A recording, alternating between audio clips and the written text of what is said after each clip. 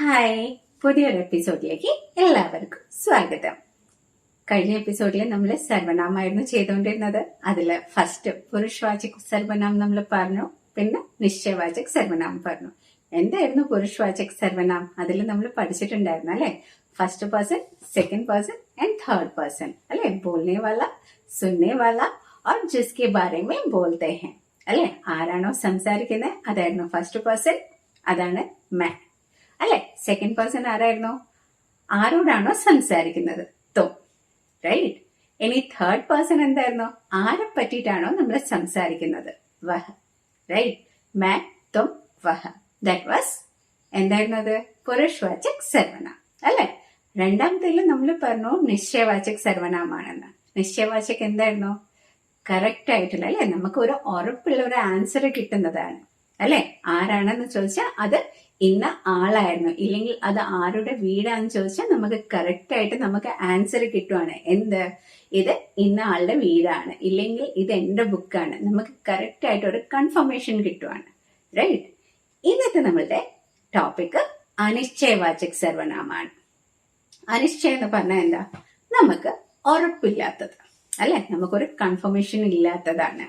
जिन शब्दों से किसी व्यक्ति, वस्तु आदि का निश्चित रूप में बोध न हो, वहां पर अनिश्चयवाचक सर्वनाम कहते हैं, या उसे हम अनिश्चयवाचक सर्वनाम कहते हैं. എന്താണ്? ഒരു കറക്റ്റ് ആയിട്ടുള്ള ഒരു പേഴ്സണെ നമുക്ക് ഐഡന്റിഫൈ ചെയ്യാൻ പറ്റുന്നില്ല. അവിടെ ആരോ ഉണ്ട്, but who is that? We have no surety അല്ലെ? നമുക്ക് ഉറപ്പില്ല അല്ലെ? ഇന്ന സാധനം, അവിടെ എന്തോ സാധനം ഉണ്ട്, പക്ഷെ അത് എന്ത് സാധനമാണെന്ന് നമുക്ക് കൺഫർമേഷൻ ഇല്ല അല്ലെ? അങ്ങനത്തെ തന്നെയാണ് നമ്മൾ എന്ത് പറയണത്? അനിശ്ചയവാചക് സർവനാം. അപ്പൊ അതിൽ നമ്മൾ ചില വേർഡ്സ് യൂസ് ചെയ്യും. എന്താണ്? കോ, കുച്ച്, കിസി, കോൺ, കിസ്നെ, ജഹാ, വഹാ, ലൈക്ക് ദാറ്റ് വേർഡ്സ്. ഓക്കെ. അപ്പൊ എന്താ? അതിന് നമുക്കൊരു കറക്റ്റ് ആയിട്ടുള്ള ഒരു ആൻസർ അല്ലെ? മോഹൻ കഹി ജാ രഹാ ഹെ, ജായേഗ. നമുക്ക് ഉറപ്പില്ല, മോഹൻ പോകുന്നുണ്ടോ ഇല്ലയോ, നമുക്കൊരു ഉറപ്പില്ലാത്ത കാര്യം. ചിലപ്പം പോവുമായിരിക്കും, ചിലപ്പം പോവാതിരിക്കും. നമ്മൾ പറയാറില്ലേ, ആകാശം നോക്കിയിട്ട് അല്ലെ, ക്ലൗഡ്സ് കണ്ടിട്ട് ചിലപ്പോ ആൾക്കാർ പറയാറുണ്ട്, ഇന്ന് ചിലപ്പോൾ മഴ പെയ്യുമായിരിക്കും. കൺഫർമേഷൻ ഇല്ല അവിടെ. റൈറ്റ്. അതാണ് അനിശ്ചയവാചക് സർവനാം.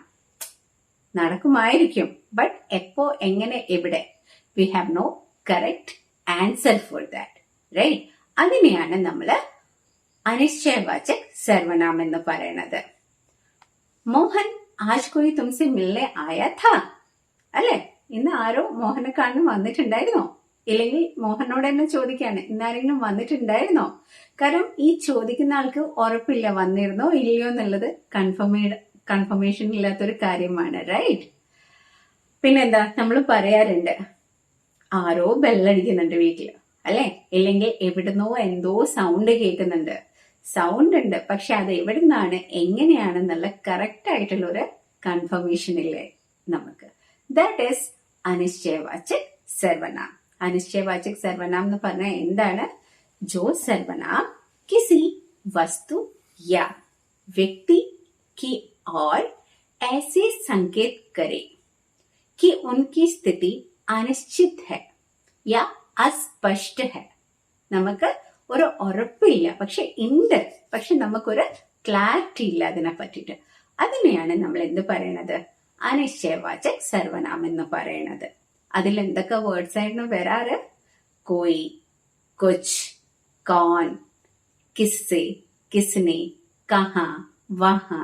റൈറ്റ്. ഇങ്ങനത്തെ വേർഡ്സ് ആണ് നമ്മൾ അനിശ്ചയവാചക് സർവനാമിന് യൂസ് ചെയ്യാറ്. ഓക്കെ. ഇതേപോലത്തെ വീഡിയോസ് കാണാൻ വേണ്ടിയിട്ട് നമ്മളെ ചാനൽ സബ്സ്ക്രൈബ് ചെയ്യാം. നന്ദി.